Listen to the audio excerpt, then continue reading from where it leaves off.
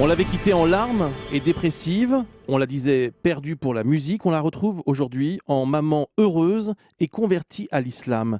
Elle a laissé le rap de côté pour écrire un livre, autobiographie, aux éditions Don Quichotte. Voici ce matin sur Europe 1 la chanteuse Diams. Elle se confie sans détour et elle a toujours la vibe. Europe 1 matin. Diams est l'invité d'Europe 1 matin. Bonjour. Bonjour. Enfin, attendez, qui est notre invité ce matin, Diams ou Mélanie Georgiades? Eh ben, c'est Mélanie Georgiades, dite Diams. Alors, je suis très heureux de vous avoir en ligne sur Europe 1, mais 30 ans, c'est jeune pour écrire une autobiographie, C'est non? vrai. Ouais. Bah, écoutez, si j'étais restée que dans le cadre musical, je l'aurais pas écrit.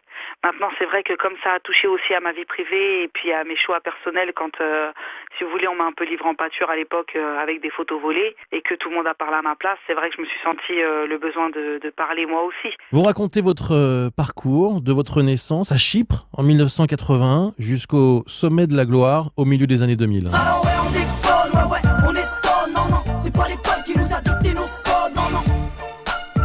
Génération, non, non. Alors ouais, on déconne. À l'époque, vous n'êtes pas une artiste, mais un phénomène. Et pourtant, tout va basculer. Vous sombrez dans la dépression, vous faites un séjour en hôpital psychiatrique, vous tentez de vous suicider. On a le sentiment que vous vous êtes senti broyé par le succès et par le système. C'est ça ? Je l'ai pas géré en fait. J'ai l'impression qu'il faut quand même avoir un sacré ego pour supporter tout ça normalement, quoi. Ouais. Ça peut être difficile aussi à comprendre pour de l'extérieur, parce que Complètement. on vous a vu épanoui, célèbre, pleine d'énergie. Ça veut dire que vous faisiez semblant ?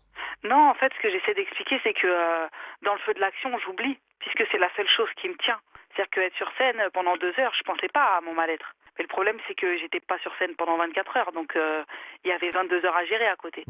Et c'est celle-ci qui était vraiment difficile à supporter. Est-ce qu'on peut dire que ce qui vous a sauvé, c'est la religion ? On va dire que c'est venu répondre à toutes les questions que je me posais. Vous y aviez pensé avant, parce qu'on vous racontait dans le livre, voilà, c'est une amie qui vous dit « je vais prier, je vais venir avec toi ». Enfin, c'est... J'étais croyante en fait, c'est ce que je raconte. Moi, j'ai quand même grandi dans un environnement catholique. Donc, Baptisé, la communion, la confirmation. La totale. Ouais. Oui, j'ai grandi dans ça, puis j'ai toujours eu la foi. Alors après, tout d'un coup, j'ai eu tout ce que tout le monde rêvait d'avoir. J'ai eu de l'amour par millions, j'ai eu de l'argent, j'ai eu tout ça. Mais tout d'un coup, j'étais pas heureuse en fait. Le bonheur, il était pas là. Et c'est vrai que, tout d'un coup, je me suis tournée vers Dieu et j'ai eu besoin de réponses. C'est-à-dire que j'ai eu le sentiment de m'adresser directement à Dieu et j'ai eu ce sentiment de plus avoir à me confier aux hommes outre mesure. C'est-à-dire que je sentais que mes copines, elles étaient dépassées par mes états d'âme. Tout le monde était dépassé par mes problèmes. Maintenant, j'ai eu besoin que Dieu me parle aussi. J'avais besoin de ce retour et le retour, je l'ai eu en lisant le Saint-Coran en fait. J'ai ouvert ce livre comme j'aurais pu ouvrir autre chose et il s'avère que j'ai été prise d'une révélation en le lisant parce que convaincue qu'il était la parole de Dieu. Pourquoi est-ce qu'il y a eu un malentendu à propos de votre conversion à l'islam selon vous ? Comme j'explique dans mon livre, c'est pas tant soit peu ma conversion qui a choqué, c'est mon voile. Oui. Donc voilà, c'est de ça que les gens parlaient. Et pour eux, en fait, une femme qui fait ce pas de porter le voile, c'est forcément sous la contrainte. Mais non, ça peut être par amour aussi pour Dieu. Mais il y a une différence entre être musulmane et porter le voile. Pourquoi est-ce que vous avez fait ce choix au fond ? Non, parce que bien sûr qu'on peut être musulmane et ne pas le mettre, c'est pas ça. Ouais. Moi, je suis juste en train de dire que c'est un cheminement spirituel et que toute musulmane qui cherche à se rapprocher de Dieu passera forcément par cette question du voile. C'est comme ça. La peur de l'islam, c'est la une de l'Express cette semaine. Est-ce que ça vous choque qu'on associe souvent votre religion, cette religion, aux extrémistes ? Oui, parce que moi, ce que j'ai découvert de l'islam, c'est une voie de sagesse et de non-violence, de partage, d'amour. Dans toute, toute religion, il y a des groupuscules, parfois il y a des extrêmes, mais pourquoi on parle que de ça ? Ça n'est pas l'islam, le terrorisme n'est pas l'islam, la mort d'innocents n'est pas l'islam. Je parlais de symboles. Alors, vous êtes aussi pour beaucoup une artiste très engagée, parce que la chanson, souvenez-vous, sur Marine Le Pen, ça a fait beaucoup de bruit à l'époque. Marine, tu sais ce soir ça va mal. J'ai trop de choses sur le cœur, donc il faudrait que l'on parle, Marine. Si je m'adresse à toi ce soir, c'est que tu es pour quelque chose. T'as tout fait pour que ça foire.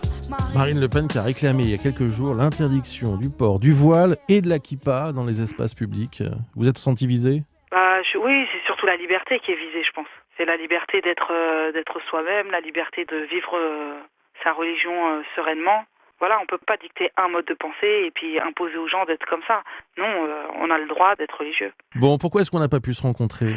C'est dommage quand même. Oh, il y a plein de raisons pour lesquelles on a pu se rencontrer. C'est contre moi ou pas ? Ah non, non, c'est pas contre vous. Non, Moi, c'est des raisons moi, je l'ai pris personnelles comme ça. Ah non, le prenez pas comme tel. C'est Non, vrai ? franchement, c'est aussi lié vachement au recul que j'ai pris, cette envie de me protéger beaucoup. Ouais. Et puis, il y a ma petite fille, et je vous cache pas que j'ai pas envie de la laisser. Et que ce serait difficile pour moi d'être maman à part entière en étant dans des studios et tout ça. Diams, Mélanie Georgiades, autobiographie aux éditions Don Quichotte. Très bonne journée à vous, merci beaucoup. Merci bien, au revoir. Europe 1, 8h-10.